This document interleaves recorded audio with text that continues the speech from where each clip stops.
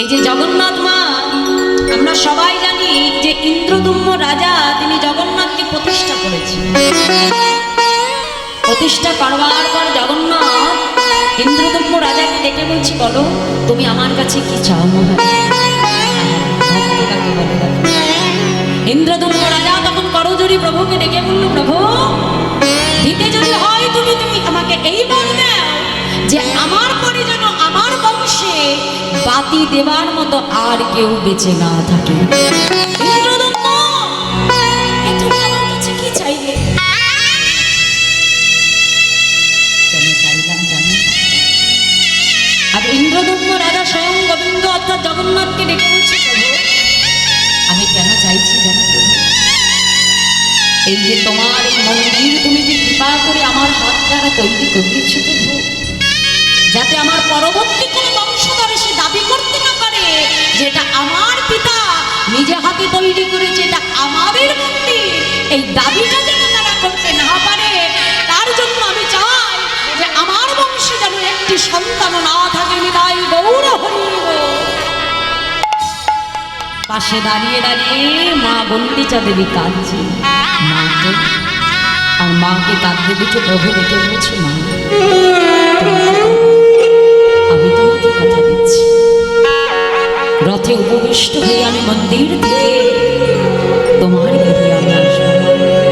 ভগবান অর্থাৎ জগন্নাথ পুরী ধামের মন্দির হতে কোথায় যায় মা? রথে করে গুন্ডিচার। আর আমি যখন তোমার কাছে যাব তুমি তখন আমাকে বাৎসল্য প্রেমে মায়ের মতো করে সন্তান জ্ঞানে তুমি আমাকে ওই কয়দিন সেবা করবে, আর আমি সন্তান হয়ে তোমার মনোবাঞ্ছা পূর্ণ। শুধু একবার তাকে ডেকেছে, দেখো একবার তাকে স্মরণ তো করে দেখো মা, তুমি এতটাই করুণাময়, এতটা কৃপাময় যে জগন্নাথের মতো এত কৃপা এই কলিযুগে আর কোনো ভগবান নেই।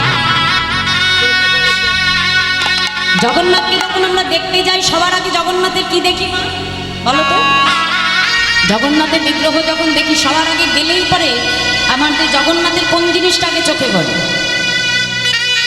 জগন্নাথ দেবের বড় বড় চোখ আর সুন্দর একটা বড় অধর মানে মুখ, এই দুটো দেখতে পাই তো আগে। তাই যে জগন্নাথের যে এত বড় বড় চোখ, চোখে কখনো কোনো পালক দেখেছো? আছে পালক? আমাদের চোখে আছে পালক। আর এই পালকটা থাকার জন্য আমাদের কি হয়, চোখের পাতাটা একবার পড়ে আর একবার খুলে যায়, তাই তো? কিন্তু জগন্নাথদের চোখে কোনো পলক রাখেনি কেন জানো? ওই যেটুকু সময় আমার চোখের পলকটা পড়বে, যদি আমি কোনো ভক্তকে কৃপা করা থেকে বঞ্চিত হয়ে যাই, ভক্তকে দর্শন থেকে বঞ্চিত হয়ে যাই, কৃপা করবার জন্য তিনি নিজের চোখে কোনো পলকও রাখেনি। তাই হোক এত করুণা আমার ভগবানকে আছে।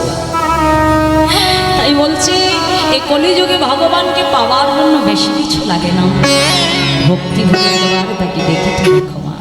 তাই আজ বৈষ্ণব মহাজন তিনি পদাবলিতে তরঙ্গে বলছে, দেখো দেখো বেদ বিদ্যা কিছু নাহি জানো তো, বেদ বিদ্যা কিছু নাহি জানো তো, সে যদি গৌরাঙ্গকারী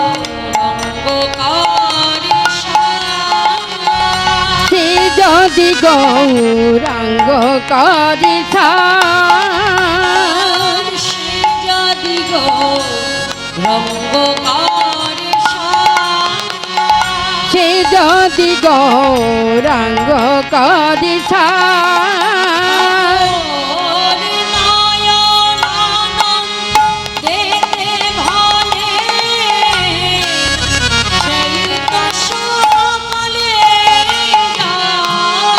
ঠাকুর নয়ন আনন্দে বানে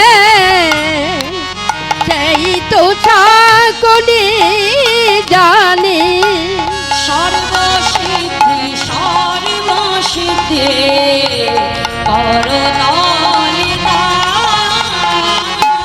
আর সর্বসিদ্ধি সর্বসিদ্ধি করতালি তাল